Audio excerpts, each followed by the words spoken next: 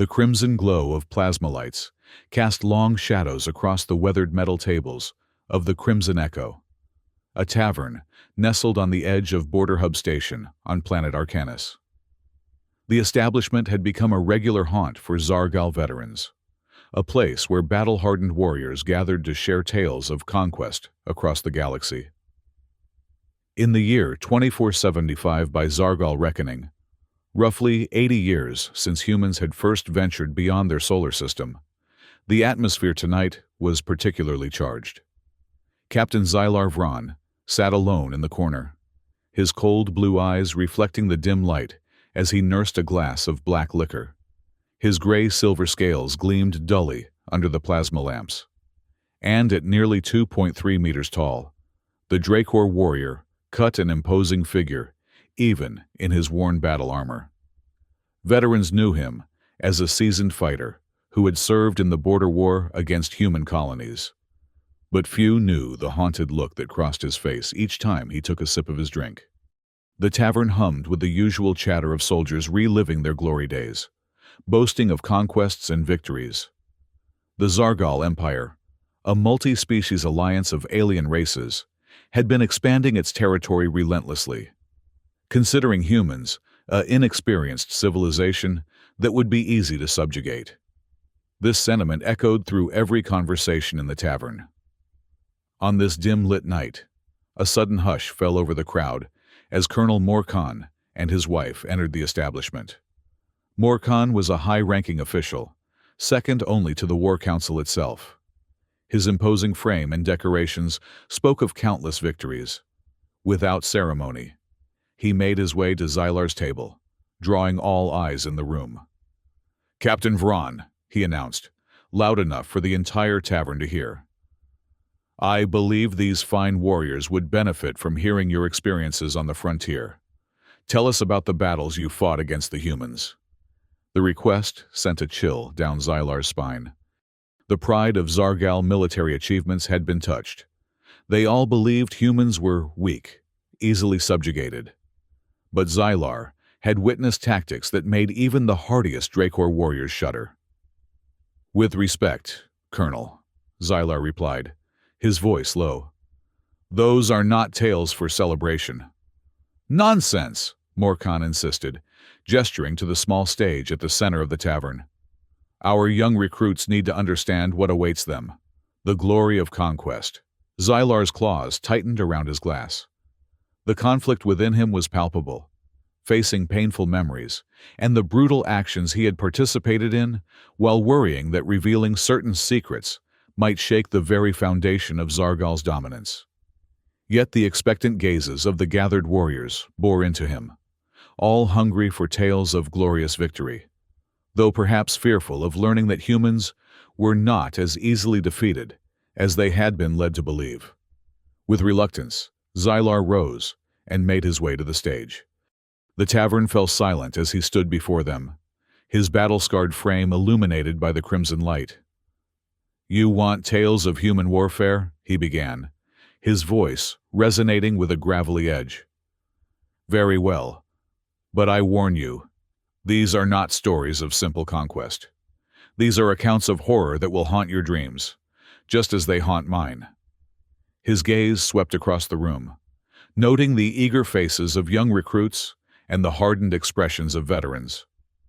Taking a deep breath, he began his tale. "It began about 15 years ago, at Starfall Outpost, a Zargal checkpoint near the edge of Alpha Centauri, controlling trade between humans and our empire." The memory transported Zylar back to his first encounter with human military tactics. The Zargal forces had approached with supreme confidence, believing the Earth-dwellers possessed only outdated mechanical tools that could be destroyed in an instant. "We were so arrogant," Zylar continued, his voice dropping to a near whisper that somehow carried to every corner of the now silent tavern. "Our commanders told us humans were primitive, that their weapons were ineffective against Dracor armor. We expected to sweep through their defenses like plasma through thin metal. Under the command of Colonel Sarah, Hawk Mercer, a former U.S. Marine, The humans had prepared a defense that combined static fortifications with psychological warfare. As Xylar's unit advanced, they encountered no immediate resistance, which only bolstered their confidence. The first sign something was wrong came when our forward scouts reported strange sounds emanating from the human base, rhythmic pulses that seemed to increase our adrenaline, making us jittery and aggressive. Xylar described how the Dracor soldiers in heavy armor pushed forward into what seemed like an abandoned outpost. Then, when they were deep inside the complex, surrounded by seemingly empty corridors, the trap was sprung. "They had been watching us the entire time," Xylar said, his voice tightening. "They didn't open fire immediately. Instead, they let us wander deeper, becoming more frustrated and confused. They wanted us disoriented before they struck. When the attack finally came, it was devastating. Hidden speakers blared sounds calibrated to disrupt Dracor sensory systems. Underground bunkers opened to reveal hidden artillery positions. Minefield triggers activated beneath the feet of advancing troops. I saw Dracor warriors, elite soldiers who had conquered dozens of worlds, screaming as smoke generators created illusions that made them believe they were being dragged into the line of fire. They fired blindly, hitting their own comrades. The audience in the tavern shifted uncomfortably as Xylar described the chaos of that first battle. How the Dracor forces had to retreat in disarray, suffering heavy casualties despite their technological superiority. But that wasn't what troubled me most, Xylar continued, his eyes distant with memory. During the retreat, one of our soldiers, Rax, was captured. He begged me to tell our commanders about the human tactics, hoping we could negotiate his release. When I returned with this information, our superiors executed him for cowardice. A murmur ran through the crowd. The implication was clear. Zargal leadership had suppressed information about human effectiveness to maintain morale. "I began to wonder," Xylar said, his voice barely audible. "Would the truth about these humans weaken the Zargal spirit? Or would it prepare us better for what we faced?" Xylar took a sip from his drink before continuing, his eyes meeting those of Colonel Morkan, who sat rigid in his seat. "After our defeat at Starfall, Command sent us to eliminate the Red Nebula base, a secret human fortress hidden beneath layers of red nebula clouds. We were told it was newly established, vulnerable. We were told wrong. The Red Nebula battle presented new challenges. The humans had constructed deep underground tunnels, connected into a vast cave system beneath the nebula, using plasma wave interference to hide from Zargal radar. The terrain was near urban, confined spaces that negated our superior weaponry. And Colonel Mercer employed what I later learned they called zone deception. They had workers pretending to repair stations, broadcasting false signals about Zargal equipment positions, making us concentrate our firepower on empty locations. Xylar's description of the battle grew more intense as he recounted how Dracor soldiers became separated, unable to communicate through their biological sensing abilities due to the plasma interference. "We couldn't rely on our technology. I had to learn to feel my way through, to sense rather than see. I discovered their thin layer of plasma defense could be disrupted by high-frequency sound waves. But by then, it was too late for many of my squad." The most painful memory came during the retreat. Xylar's voice cracked slightly as he described watching his closest comrade, Lieutenant Garrick, fall under plasma fire. With his dying breath, he told me, "Tell the Zargal world that humans are not insignificant." Those words haunted me. We had invaded with absolute confidence in victory, only to find ourselves misled by our own propaganda. The tavern remained deathly quiet. Even the most boisterous warriors seemed subdued by Xylar's account. He paused, reaching for his drink with a slightly trembling claw. "But the worst was yet to come," he continued. After the Red Nebula failure, the Empire launched Operation Proxima Elimination, a plan to destroy Proxima Station, a civilian facility humans used for nebula mining and ship construction. It was supposedly protected by minimal regular forces. Xylar's eyes darkened as he recalled the next phase of his experience. Colonel Mercer had partnered with Dr. Elena Rowe, a psychological warfare expert. Together, they developed what they called personalized broadcasts. By collecting emotional data, voice patterns, and biological signals from captured Zargal officers, they created targeted messages to demoralize our troops. The technique was devastatingly effective. As Zargal forces approached Proxima Station, individual soldiers began receiving personalized messages directly into their communication systems. Imagine hearing the voice of your mother, who died years ago, asking why you're fighting in a meaningless conflict. Imagine being told specific details about your family, your private fears, your secret doubts about the Empire. These weren't generic propaganda. They were tailored to each soldier's deepest vulnerabilities. While the Zargal forces were thrown into confusion by these psychological attacks, human special forces infiltrated the nebula gas elevators near the station's center, creating a turning point in the battle. I witnessed the personal broadcast footage being transmitted directly into one of our escort battleship's cockpits. The pilot saw an image of his mother calling his name, asking why he was fighting this pointless war. The ship veered off course, crashing into another vessel. Xylar described how he nearly collapsed upon seeing these tactics, determined to avenge Garrick, but watching helplessly as more than half the Zargal battalion surrendered.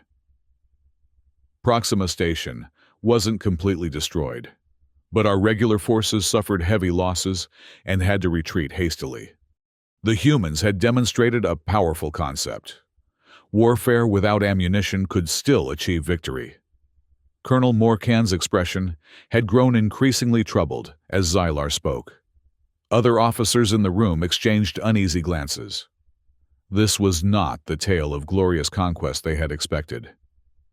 After Proxima, Xylar continued, his voice gaining strength. The Zargal leadership was determined to teach humans a lesson with overwhelming force. They assembled a fast-strike fleet of 50 heavy battleships, combined with elite Dracor units and close combat ambush troops. The target was Obsidia Strategic Base, a crucial position deep inside a plasma gorge where humans concealed their main firepower.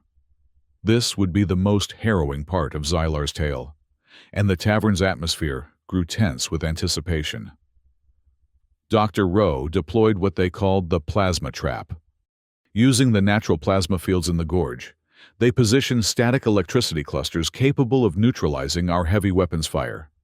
Meanwhile, Colonel Mercer selected their finest warriors for a light strike unit, equipping them with adrenalytic boosters to move rapidly through the gorge and destroy Zargal control systems from within. The battle began with the Zargal flotilla pouring into the mouth of the gorge, unleashing a barrage of firepower.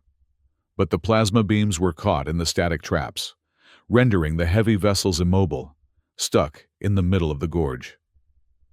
Then, the human light strike unit infiltrated and methodically destroyed our control bunkers, causing our firepower to go haywire, turning on our own ships.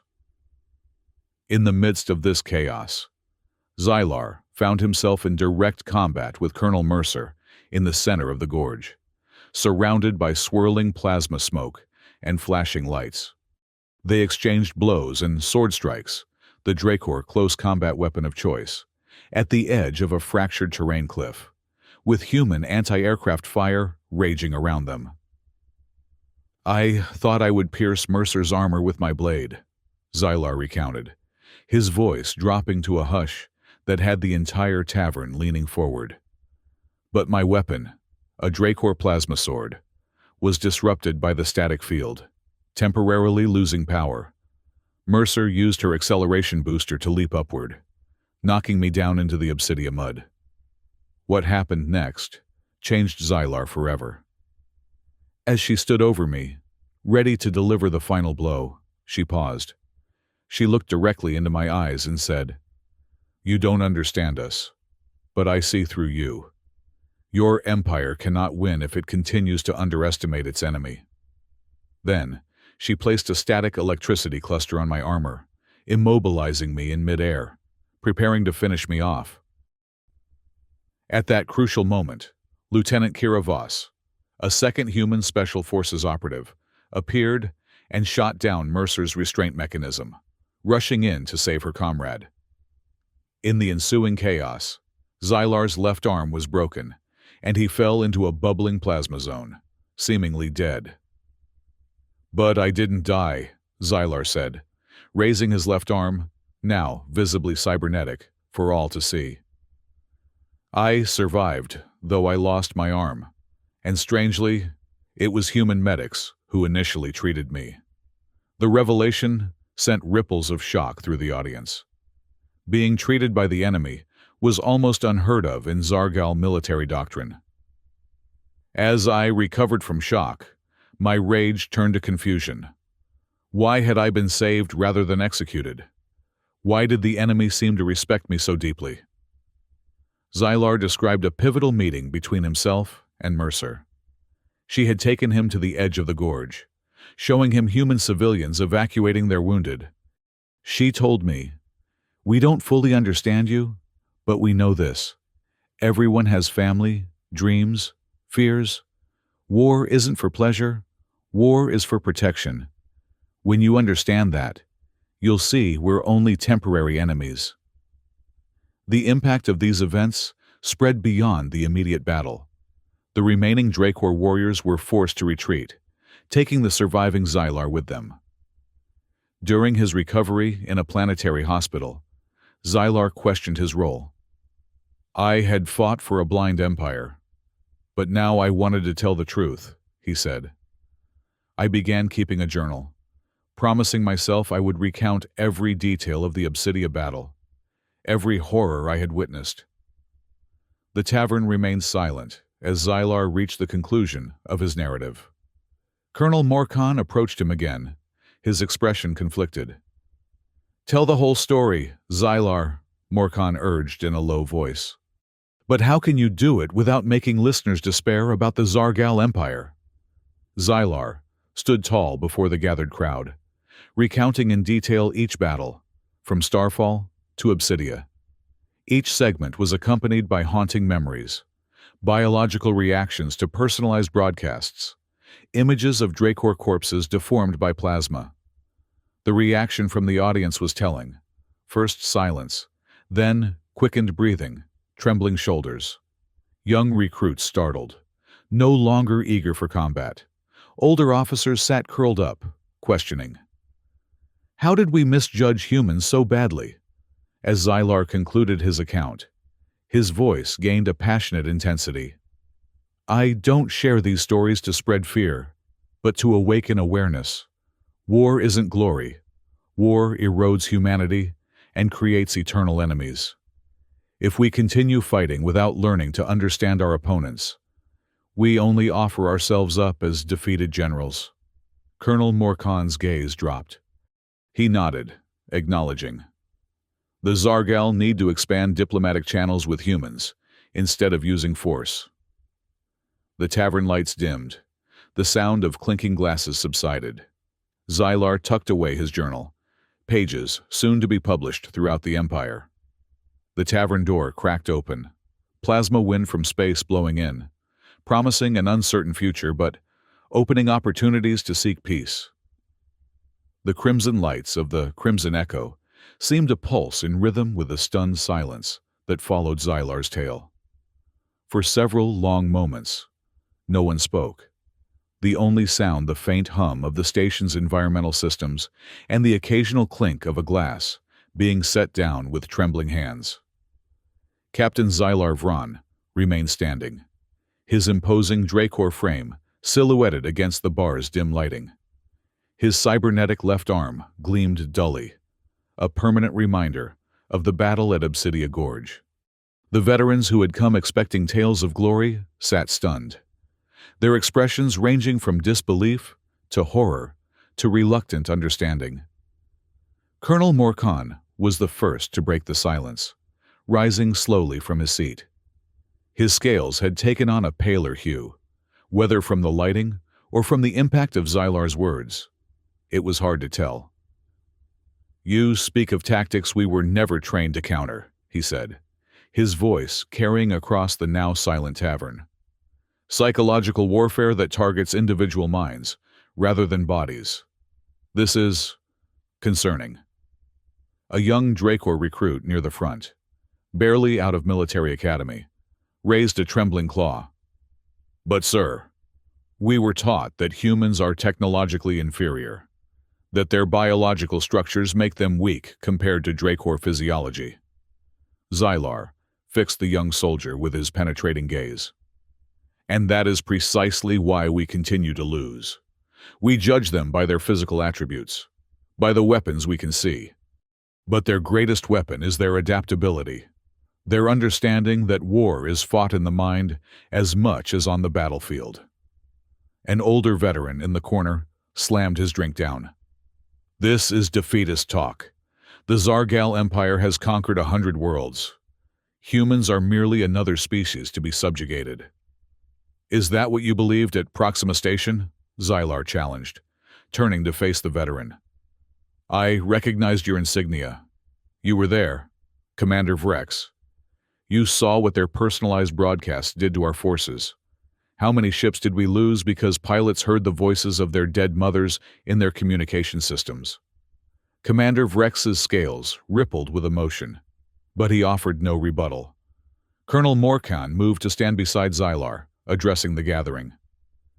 "Captain Vron's account, disturbing as it is, aligns with classified reports from our intelligence division. The War Council has been selective about which information reaches our general forces." Murmurs of disbelief and betrayal rippled through the crowd. A sense of collective anger began to build, not directed at Xylar or even at humans, but at their own leadership for concealing the true nature of their enemy. "Tell them about the negotiations," Xylar prompted quietly. Morkan hesitated, then nodded. "Following the disaster at Obsidia Gorge, the War Council authorized limited diplomatic contacts with human representatives. Preliminary discussions have been enlightening. They do not seek our destruction, merely recognition of their sovereign territories and trade rights." The revelation hit the crowd like a plasma wave. Everything they had been told about the necessity of conflict with humans, that they were aggressive expansionists who would never accept peaceful coexistence, was being called into question. "I've met with their negotiators," Morkan continued. "They provided medical records showing how they treated our wounded at Obsidia before releasing them. They even returned personal effects taken from the battlefield, family tokens, ceremonial weapons, items of cultural significance. These are not the actions of mindless warriors." A female Dracor officer near the back stood up. "If what you're saying is true, then what is the purpose of our continued military buildup along the human border? Why are we still sending troops and ships?" Morkan and Xylar exchanged glances. It was Xylar who answered. "Because there are factions within the War Council who believe that acknowledging human capability would undermine the Empire's authority. They would rather sacrifice thousands of Dracor lives than admit they underestimated an enemy." His words hung in the air, dangerous in their implication. Criticizing the War Council was tantamount to treason in many circles. "What would you have us do?" asked a grizzled squad leader, his scales bearing the marks of numerous battles. "We are soldiers. We follow orders." Xylar stepped down from the stage, moving through the crowd until he stood in the center of the tavern. He raised his cybernetic arm, letting the plasma light catch its metallic surface. "I am not calling for disobedience," he said carefully. "I am calling for awareness. When you are deployed against humans, remember what I have told you. They study us. They learn our weaknesses. They fight with their minds first, their weapons second. If you understand this, You may survive where others have fallen." He turned to Morkan. "And those in command positions must push for more diplomatic engagement. Every battle we avoid is a victory for both species." The tension in the room had transformed. What had begun as shock and disbelief was evolving into something more complex, a reluctant reassessment of long-held beliefs. A young communications officer raised her voice. "Is it true they can replicate our biological signatures? Create personalized messages that sound like our kin?" Xylar nodded grimly. "They have specialists dedicated to understanding Zargal psychology. They collect data from every encounter, vocal patterns, stress responses, even pheromone signatures. Dr. Elena Rowe leads a team that can craft messages so precise they trigger specific emotional responses in targeted individuals." "How do we defend against such tactics?" asked another soldier. "Awareness is the first defense," Xylar replied. "When you know what to expect, you can prepare your mind. Beyond that, our research division is developing countermeasures, neural dampeners, frequency disruptors. But the most effective strategy is to avoid conflict entirely." Colonel Morkan raised a claw for attention. "What Captain Vron has shared tonight will be documented and submitted to the War Council.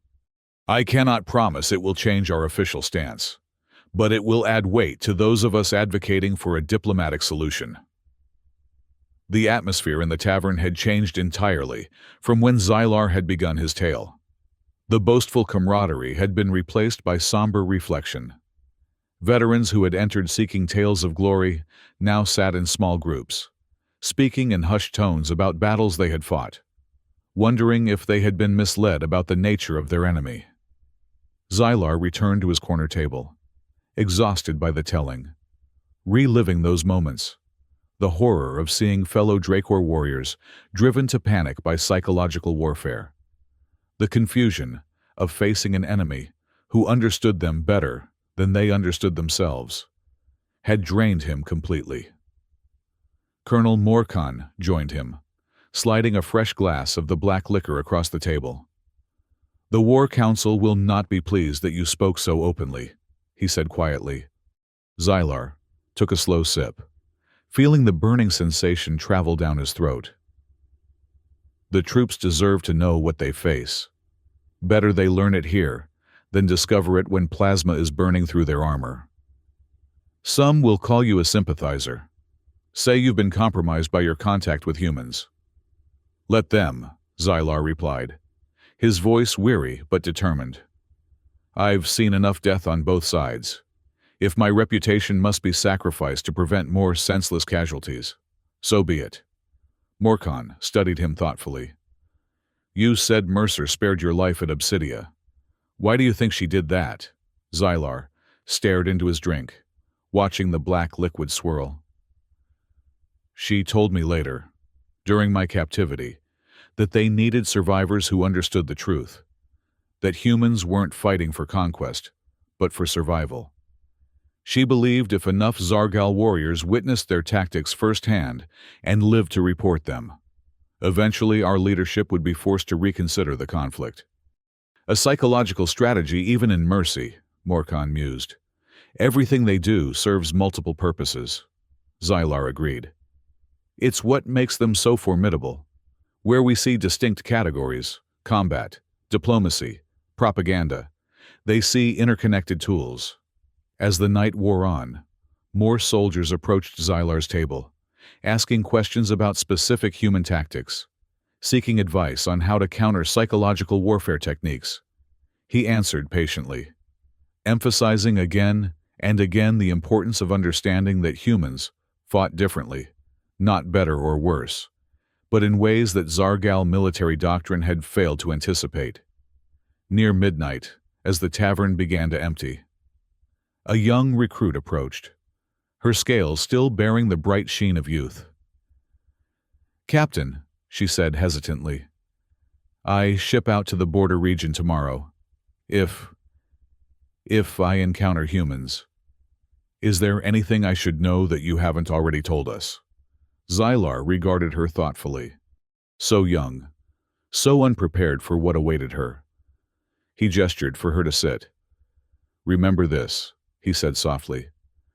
"They watch before they strike. If you find yourself in an engagement zone that seems too quiet, too easy, be on highest alert.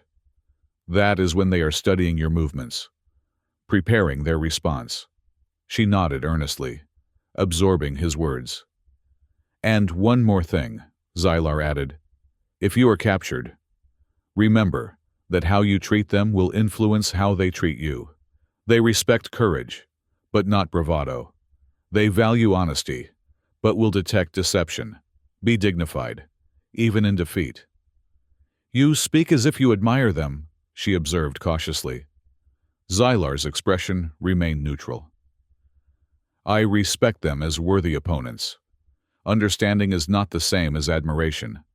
But yes, there are aspects of their approach that our own forces would do well to adopt." As the young recruit departed, Morkan leaned forward. "You realize, of course, that everything you've said tonight will spread throughout the fleet within days." "Good," Xylar replied simply. "Let it spread. Let them question. Let them prepare." The colonel nodded slowly. "The diplomatic team leaves for Earth next cycle. I've recommended you join them as a military advisor."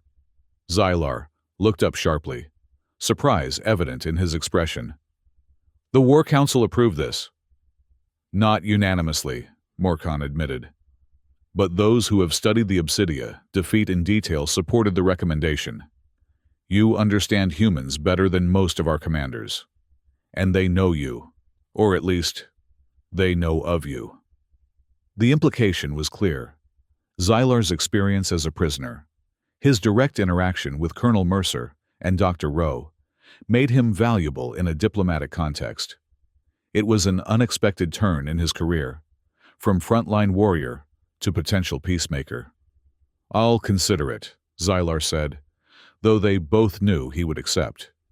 The alternative was to remain in the fleet, watching more young Dracor march to their deaths against an enemy whose tactics they didn't understand. As the last patrons filtered out of the Crimson Echo, Xylar remained, staring into his empty glass. The plasma lights had dimmed further, casting the tavern in a blood-red glow that matched his mood. Somber, reflective, but tinged with a faint hope that something might change as a result of this night's revelations. He thought of Garrick, of his final words. "Tell the Zargal world that humans are not insignificant." He had fulfilled that promise tonight, though perhaps not in the way Garrick had intended. Not as a warning to fight harder, but as a call to fight smarter, or better yet, to find a path that didn't require fighting at all. The tavern door slid open, letting in a gust of cold station air that carried the metallic scent of space. Xylar rose, leaving a few credit chips on the table. As he stepped out into the corridor, he felt lighter somehow, as if sharing his burden had diminished its weight. Tomorrow would bring consequences, from the War Council, from fellow officers who might view his candor as betrayal, from young soldiers now questioning orders they once would have followed blindly. But for tonight, he had done what he believed necessary. He had told the truth about human warfare, about the spine-tingling tactics that had humbled the mighty Zargal fleet. And perhaps, in doing so, he had taken the first step toward a different kind of future, one where understanding replaced conquest, and respect replaced fear. The corridor stretched before him, leading back to his quarters. In his pocket, the data crystal containing his journal pressed against his scales, a record of everything he had witnessed, everything he had learned. Soon, it would be copied, distributed, read throughout the Empire. From the ashes of defeat, he murmured to himself, "Wisdom may yet arise." With that thought to sustain him, Captain Xylar Vron, veteran of the Border War, walked steadily forward into an uncertain but hopeful future.